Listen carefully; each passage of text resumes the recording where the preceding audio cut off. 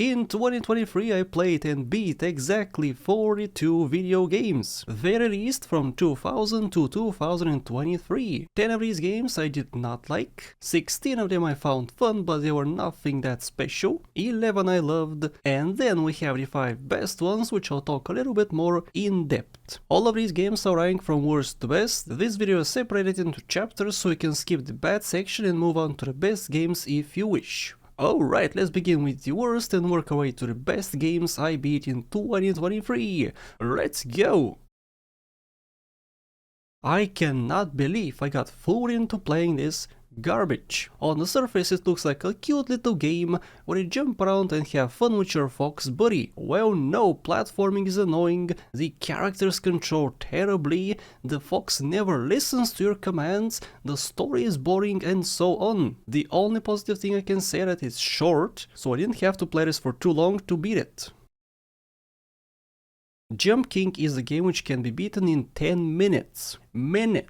It took me 25 hours. While I understand how many would find this game enjoyable, I mean it's unique, I haven't seen anything like it, I just find this type of gameplay very annoying where one false jump could send you to the very beginning. Doesn't matter if you played 20 hours up to that point. I constantly lose progress and I need to repeat sections thousands of times. It's just not for me. I love horror and I love games which tell a great story. This game fails in every aspect. All the characters are infuriating to listen to. The actions they take don't make sense. The story lacks in depth. The whole plot makes no sense when you realize that instead of using this car, you can use this car to get everybody away from this werewolf-infested place. All deaths could have been avoided if one person had a brain. Sadly, no brains can be found here. This game doesn't really know what to do, I feel like it just wants to look pretty and that's it. There are massive difficulty spikes where one level you walk around gathering flowers, in the other you find the boss 40 times bigger than you, which takes an hour to beat. And then you go back to counting dwarves and doing some basic platforming. Bosses are annoying, movement is cumbersome, and the only good thing about the game is of course how it looks. But it doesn't matter when it's so annoying to play. Every aspect of this game I hate. I despise the announcer who constantly shout at you, praise you for no reason, give you useless info and so on. I hate the menus. I hate the UI in-game. I hate the sound of some vehicles. I hate the inconsistent difficulty where a race could be a breeze and the next one in the same event could take 20 tries. I hate the music. I hate how keyboard controls are displayed when I have a controller plugged in. I hate how I can't actually do drag racing with my controller because the bumpers default to moving the camera instead of shifting gears. A whole section of the game is locked to me. I can't do drag unless I switch to a keyboard. No wonder this is the last shift game in the franchise. Good riddance. The first time I beat this game when it came out, I wasn't very impressed. No change here. It's unique, sure, the game plays mind tricks with you, but unlike let's say the Stanley Parable, I did not find this one funny or that interesting. I beat GTA 4 using a chaos mode where every 30 seconds a random effect happens, most of which kill you and you gotta restart the mission or activity. This chaos mode is the most difficult one I have ever played and it took me 6 months to beat. Needless to say, at the end I was exhausted and I didn't want to look at it anymore. The game itself is lengthy and I did not need to extend the playtime like this. The idea of chaos mode is great, but I did not enjoy this one that much. This is the most mediocre game I have ever played. Is the most perfect description somebody can give it. Every single aspect of it is just mediocre. It doesn't do anything interesting. None of the characters stand out. No area looks or feels unique. No weapon feels great to use. I rushed it because of this and I did not enjoy my time with the game.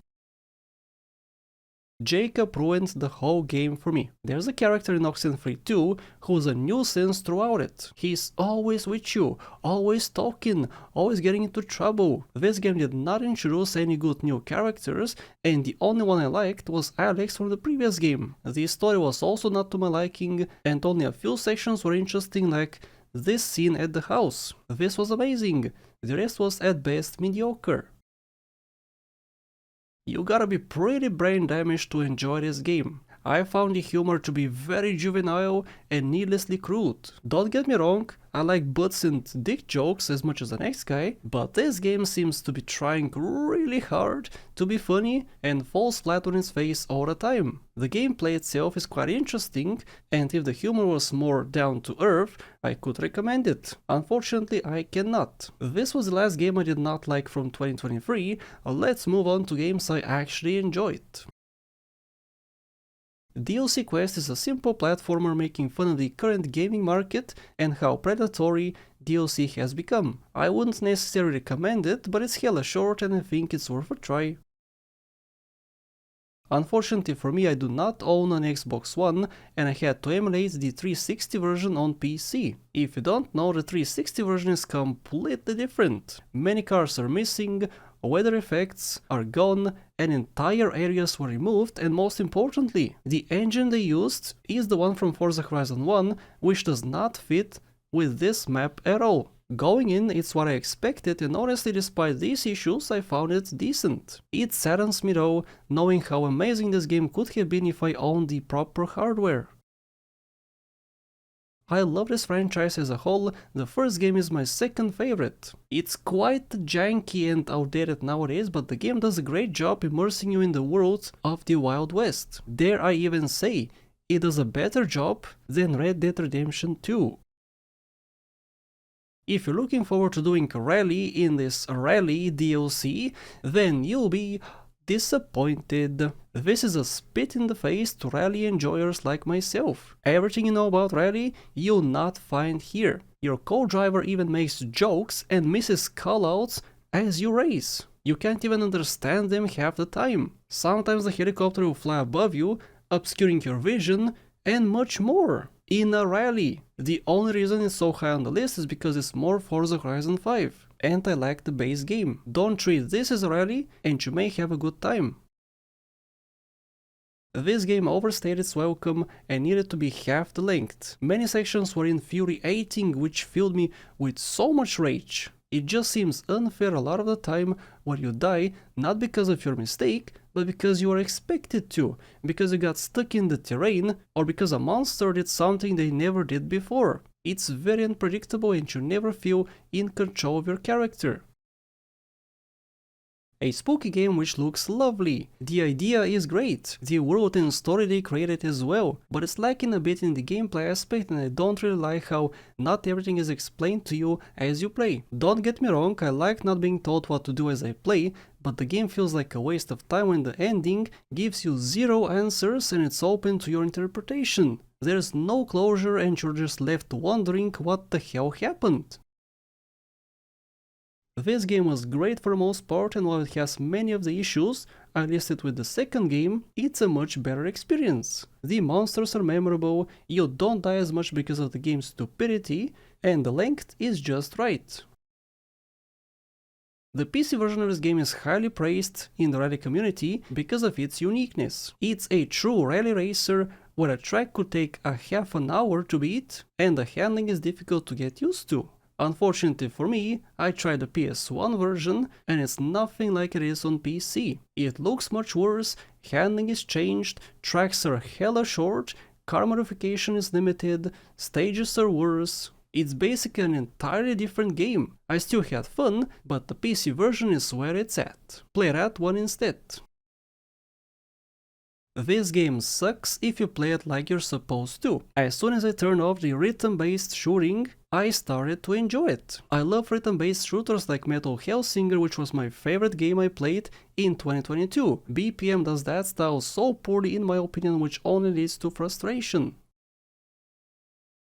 I know most people would get angry with me, but this game is way too overhyped. Every single aspect of this game, except the story, is done 1,000 times better in other games. This is the baseline, the bottom of the barrel when it comes to gameplay. The story sure is top notch, it's one of the best in gaming, but I'm a gameplay focused player, and if the gameplay is garbage, then I would also call the game garbage. The story is the only saving grace this game has, and I would rather watch somebody else play it than ever touch it again. Also, by the way, the DLC is one of the worst things I have ever experienced in the last 10 years. It is terrible.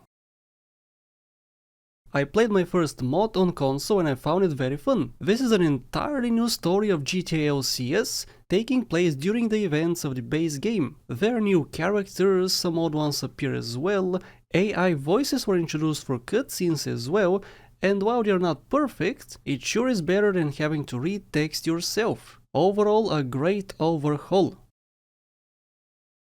I beat my favorite game of all time using a winter mod pack and OHKO, which gives the main character 1 hit point and anything can kill him. It's basically ultra hardcore for San Andreas. I had a blast, I learned new things and was challenged in ways I didn't think were possible. Maybe if I decreased the vehicle slidiness a bit, I would have had a much better time, but my full playthrough was a great experience. I beat Vice City twice this year, once at 100% so I can get all achievements for the Definitive Edition, and once with a hard mode modification called Titan Vice. Both playthroughs were great, but I enjoyed Titan Vice a bit more since I played on the actual good version of the game. Most missions are given new difficulties, and it's perfect for veterans like myself who have played this game for like 20 years. Now this right here is the real Postal game, the best one even. The humor here, while similar to Brain Damaged, it fits very well with the player's actions. I don't think a game like this will fly nowadays, especially with the type of jokes displayed, and that's why I treasure it so much. They go way too overboard with the jokes, and that's actually good. Postal 2 is not afraid to make fun of certain groups of people, at the gaming industry, social issues and so on. It's pure mayhem from start to finish. A remaster of a game from the 90s, a franchise I have never been a part of, mostly because when these games came out, I didn't understand English. This game is actually pretty difficult, and while I don't like puzzle games, I had quite a bit of fun with this one. One great feature this game has, which I think all remasters should have, is the ability to seamlessly transition from the new to the old style from the original. With one press, you can switch the visual style. I experienced the game how most of you did back in the day, while also looking at the environments with better visuals. Oxenfree is a mystery game which tells a good but confusing story. You never really get answers to everything which happens in the game, and even the second game does not fix that issue. I loved the characters though, and also loved exploring the island. Alright, now it's time for all the games I absolutely adored. Let's begin with what looks like a very crappy and boring game. There are no upgrade mechanics, you cannot choose which vehicle to drive on which track, the tracks themselves are limited, and also very few. Well, this is what I love about Tribe Racer, the simplicity. I beat it twice in an afternoon, and I'll do it again in 2024. There's just a certain charm about these old classic cars which fart all over the place. It's great. If you guys know what my channel is about, this would be no shock to you, but I beat GTA 3 about 10 times this year. Once to get all the achievements at 100%, once with a snow mode, once with a complete story overhaul mode, and 5 to 8 times for my 100% walkthrough, since I practice every single mission multiple times to give you guys the most bad info. GTA 3 is slowly becoming my favorite GTA game, guys, and every single year I play more and more since I cannot get enough of it. Expect many more playthroughs in 2024. I really do not get the hype surrounding Mario games or even Nintendo games in general, especially from the older audience. As a 31 years old myself, I find Mario's woohoo and the wow and other bullcrap sounds infuriating, and he does them every single time he makes a jump or falls down. Mario games were made for kids, and I really wish they were not, because the platforming was superb in Odyssey. I just wish the annoying kitty stuff was removed. And I'm not just talking about the sound, the whole game is like this. But of course this is not gonna happen because even adults love this nonsense. But again, I had fun with the gameplay. I don't like real-life simulation racers, but Shift is one of the few exceptions. I gave this game a try when it came out in 2009, and I immediately dismissed it because it was not a real NFS game. Well, it really isn't NFS, but if you look past the name, what the game does is really great. I love the progression, the cars, the sounds, and everything else. It's a must-play for sim lovers, and even for people like me who don't like this type of racing. Cats suck, but this game doesn't despite you playing as a cat. The world is beautifully crafted, the story seen from the eyes of a cat is great too. Hell, even the gameplay, while very simplistic, fits the game very well. There's a great mystery to solve, and you can do it from the eyes of a cat. 11 years of playing this game and I still cannot get enough of it. Can you guys believe I've never tried the Calamity mode? Crazy! The base game after 300 hours still has so much content. Content I have never seen or experimented with, like for instance the Summoner class. I never dabble into that even. Terraria is my third favorite game of all time and I don't think it will move away from that spot anytime soon, even though this year specifically I enjoyed playing other games a bit more. Games like Expand Rally, which once upon a time I called the game garbage in this video. After giving both this and Extreme a second chance, I was hella wrong. Both the games are incredible and deviate just enough from the standard rally formula to stay fresh and interesting. In this game you earn money and you need that to buy new cars and upgrade them, and you never see this anywhere else. At least I haven't. This game is so unique. Unfortunately, you gotta grind the same tracks multiple times to get a chance of beating some of the harder tracks, but even the grind I found very fun. This is the Hotline Miami substitute I never knew I wanted. This game is 100 times more difficult, but 100 times more rewarding when you finally beat it after 20 hours. We have health in this game unlike the Hotline Miami games, and this adds a whole new tactic to your approach. You can choose to go completely mental or be reserved and bait people around corners. Hardcore Hotline Miami fans need to play Ocho. And yes, that's how you pronounce this dumb name, Ocho. I beat a custom Complete the Monument map in Minecraft this year. This is a map I tried beating in 2015, but fell flat on my face because of how difficult it was. While this time I had a friend with me, and we conquered it after many hours of playtime. It's beautifully made, the environments are spectacular, there are boss battles and so much more. This is Vex's best work and I believe you guys should check out some of the other Super Hostile CTM maps yourselves, most of which I have actually beaten. For some, the best Forza Horizon game, for me that would be 3, but the first one is still a banger. It does feel a little bit restrictive to me considering how open 3, 4 and 5 were. Dare I say this game actually has a good story, which is not true for any of the other ones in the franchise. Progression makes sense, the game is not incredibly easy, it does not hand you out hypercars just after an hour of gameplay, and overall it's great fun to race the other drivers. I never knew I would like such a game, but here we are. The levels here are procedurally generated, so each of your attempts to completion would be different. And yes, there will be many attempts, since with each one you become more and more powerful as you upgrade your castle. The different classes provide some variety as well, and overall it's a good start to the franchise. And now for the 5 best games I have played this year. If none of the games so far have interested you, then feast your eyes on these. Do yourself a favor and try them out.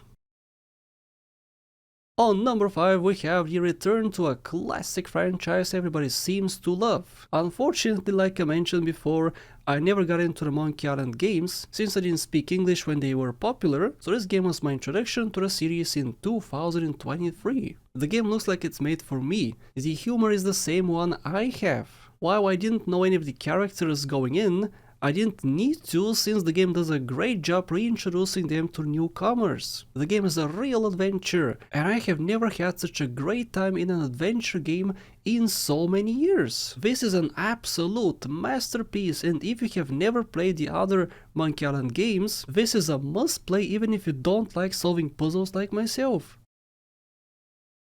This game is a complete substitute to Rogue Legacy 1. It's better, bigger, there's more classes, more enemies, better levels, better boss battles, more upgrades, more gameplay options. If you played this first and you go back to the first game, you might feel some slight discomfort. That's because Rogue Legacy 2 is polished to perfection.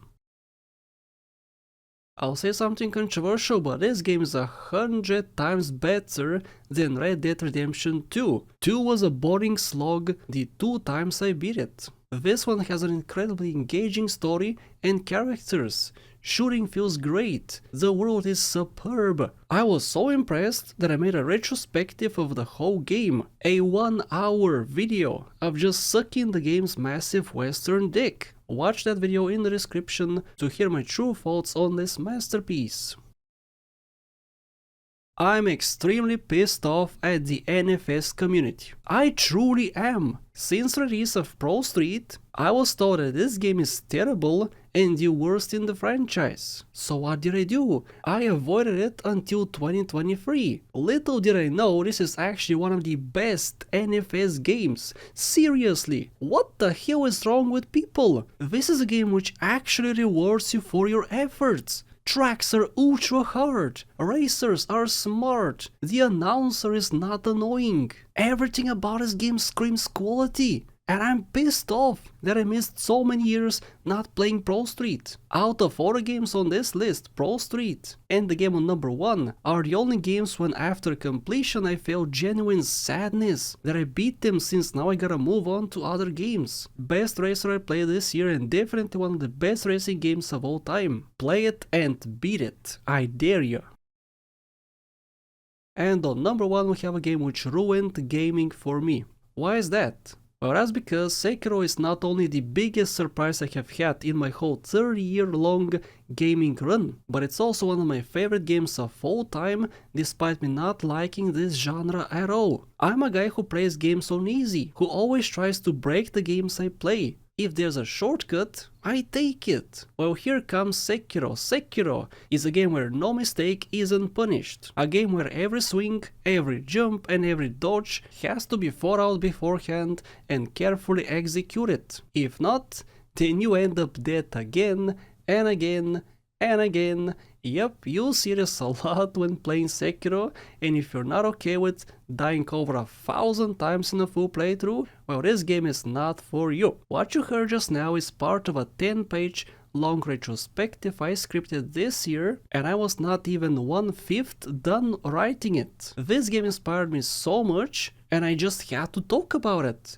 Unfortunately, my audience does not care about this stuff, so I scrapped the whole project and went back to making crappy GTA videos. What you need to know though is that every single person should experience a game like this which challenges your abilities, even as a person who takes the easy path. This was absolutely amazing, and I need to give more games like this a try. I hope you guys enjoyed this video, and I hope I introduced you to a game which you would potentially like. Speaking of like, leave one on this video if you enjoyed. Thank you for watching, and a special thank you to Ola Velikanin, Case Nice, Dominic Han, Faith, Shan Pasca, Ismiku, Monish Pradeep, Epic RF, Shinte, Bad Boy Hero, Xessi, Extreme Stuff, Jebediah, Versetti Gwen, Jim Francescos, and everybody else.